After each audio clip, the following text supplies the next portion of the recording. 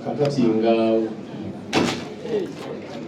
bwotandise n'okunsimba nange njagala kutandika natubasimba bannamawulire mwenna abasobola okujja olwaleero. Mwebale kujja, mwebale kwagala David Lutalo, era mwebale kukola mirimu gye mukola kubanga byetukola bwe mutabituusa ku bantu ebiseera ebisinga tebikola ki tebituukayo. Baagala nnyo nze ng'omuntu bannamawulire olw'ensonga nti bannamawulire ate naddala mmwe generation ento abantu bannalowoozeza nti eriyanulule ebiseera ebisinga buli gwe njogera naye bw'abaako ekikyamo kyakola akyusa mukyusa ne mutereeraolwakyola ku papaazi ne balingawo era ne bakasitoma bagamba ffe tutyayo wabayo kamera kibiki ne bagaana okujja naye namba kasita bano twateesa nti kamera zibeera wakubeera bajjayo bamanyi gye bakolera mwe bali kukuuma ekyo era nsaba mwongere mu maaso n'okukikuuma temutazikwata mukulire tomutwalira mu kamerayo kimanye nti eri bizinesi so bwozze n'olabanga oli sigwe wazze okujjako eggulire gwe muleke ekifo akafo kaffe kasigale nga kakyalina amakulu nga nfunamu nga namwe mufunamu naye sofa thank you so much ekinatambula bubi. Njagala okusooka okukoola abantu mwenna abawagizi abali eyo tekituleese wano olwaleero David Lutalo. David Lutalo agwanidde ddala okuwagirwa emu ku nsonga ntusereetu mbadde babuwaako eyo walako mu kyalo naye enwanyi nesobola okutuuka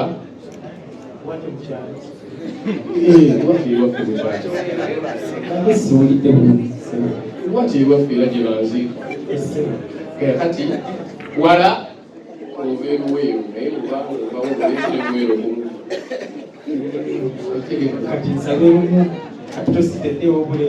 obulenzi obweruweeru tabawala abakuumi ende wembasaba abawagizi bwenna tuwagire Lutalo nti Lutalo buli generation ebaamu abayimbi ab'ensonga okyagala tukyagala amazima galina okukola ki okwogerwa. Buli generation ebeddemu abayimbi abaaki waliwo generation eyaliwo ng'erimu basebadduka nga beb'ensonga, waliwo generation eyaliwo ng'erimu abamu tembawulirangako basuuna sekakka naye nga bebayimbi abaaki ab'ensonga, waliwo awaali ebiseera segamwenge mumanyi ng'oyo naye nga bebaali abayimbi abaaki ne wabawo generation eyaddako nga mulimu bakasozi njala yagwa, waliwo eyayimba akamaso kakuta Sebowa Mugonza, abamu abasinga temwabalabako naye nga bebaali abaaki ab'ensonga. Waliwo generation eyalimu bafere Lutaaya abo bakinspiringa ffe nze nganze inspired by Moses Matovu, Fere Lutaaya, Frank Ambalire, baani awo. Ne wabawo generation eyo ng'erimu Lord Fred Sebatta, ng'erimu Kafeero Paulo, tugenderera nga mulimu nani ne basudde. Kati wabawo generation eyajjanga mulimu Mesach, mulimu Kabiriyoni, mulimu Geoffrey Lutaaya, mulimu Ronald Mayinja, mulimu Juliana, mulimu ani eyo nekyalimezzaamu ekyali akabi ekyaliwo mugiwulira kasikukka ekyagiwulira kakati ne waba nti ate waliwo generation yaabo erimu ba Eddie Kenzo, erimu ba Saha, erimu ba David Lutalo, erimu abayimbi ba Rema n'abalala bangi besigenda kwogerako. So n'olwekyo Shakira atali mu generation ate dda bino tebidde ali mu y'abafiiti gazi. So Lutalo mu generation ye y'omu ku basajja ab'ensa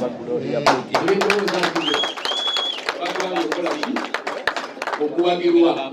So kusaba kyonna kyekiri kubanga gwe oyagala music mulungi, oyagala muyimbi mulungi, oyagala muyimbi wa mpisa wa nsonga, David Lutalo tosobola kumubuusa ki? Kumubuusa maaso tosobolera ddala, tosobola.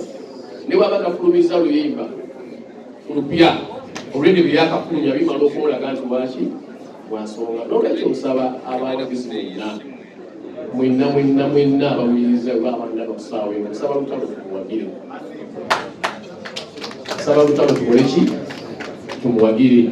Bw'oba waliwo gwe yali anyiizizza oba gwe yali akoze eki bagamba azaala ekibi akola ki? That is bwe kiba ki? Ekiba kibi naye ate kino si kiki?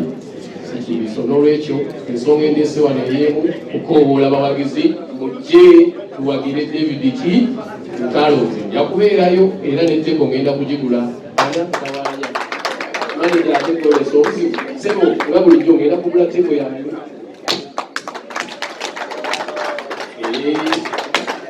era nsaba njagala mbe nga nze nsoose ku mande jangu kwese